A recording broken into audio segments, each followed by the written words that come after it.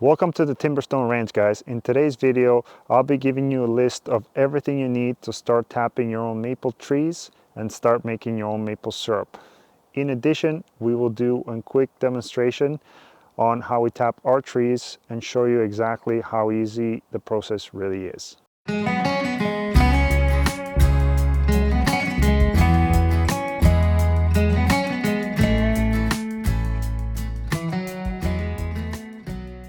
Please don't forget to like and subscribe if you've enjoyed the video or if you found it informative. We've been producing maple syrup now for about 6 years at a hobby level. We're even producing maple syrup at our old property where we only had 2 trees to tap.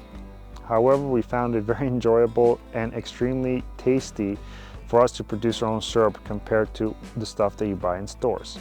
This video will be part 1 of a 3-part mini-series where we're going to do the initial video where we show you guys the tapping process.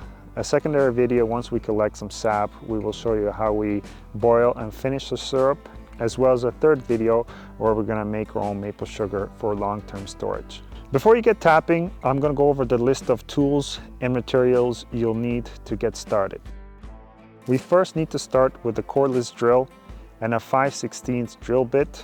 I've installed a piece of tubing here as a measuring device to make sure I don't over drill.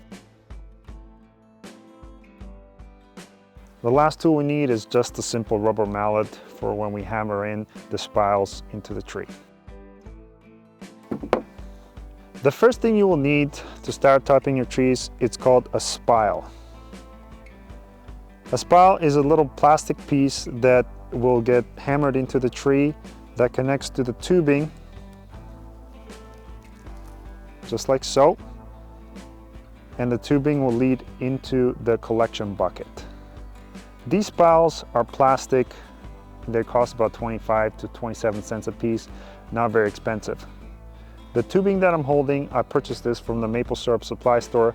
This runs for about $1 to $1.25 a foot, but is reusable up to 10 years. There's more expensive tubing that costs about $1.50 to $1.75, and that can be used for 15 years. So all these products are very highly reusable as long as you clean and sanitize them properly.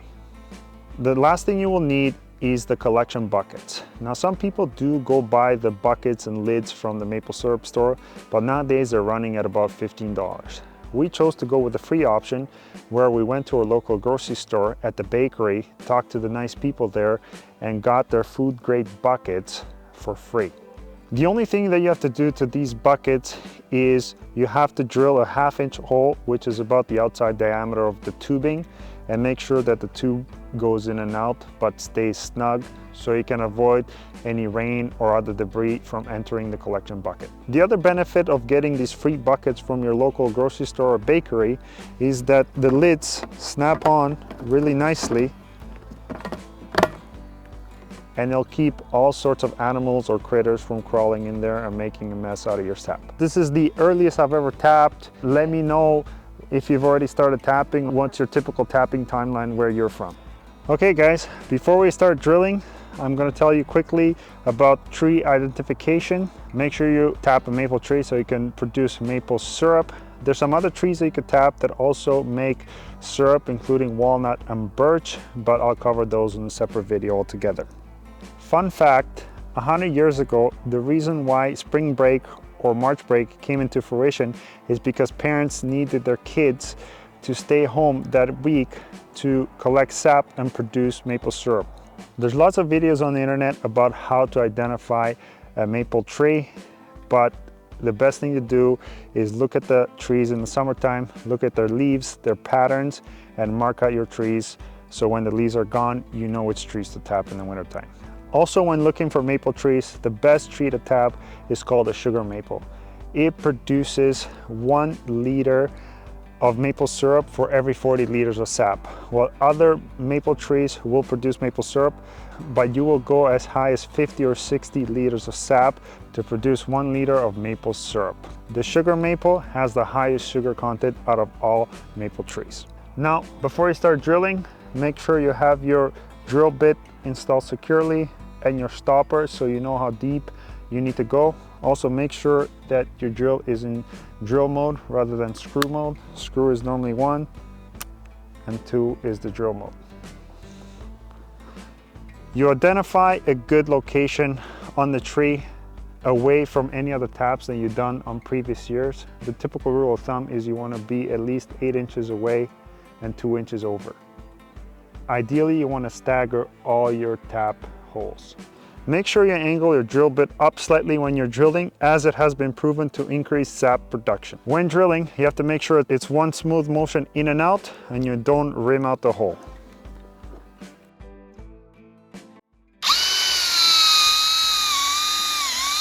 When you first tap the tree and you see the sap flowing, it almost mimics a heartbeat. And you could see how nature is all interconnected and the tree is alive. It's really something beautiful to look at. Next, we'll grab the spile and the tube. We make sure everything is secure. Insert the spile into the tree. Then we grab a rubber mallet and hit this until you hear a thud or the noise changes. That's it. Once that's done, now you can attach the collection tube to the collection bucket. Oh, it's already dripping. Make sure that it is secure so nothing gets in there. You have a stable base. Sometimes it helps to even put some snow around it.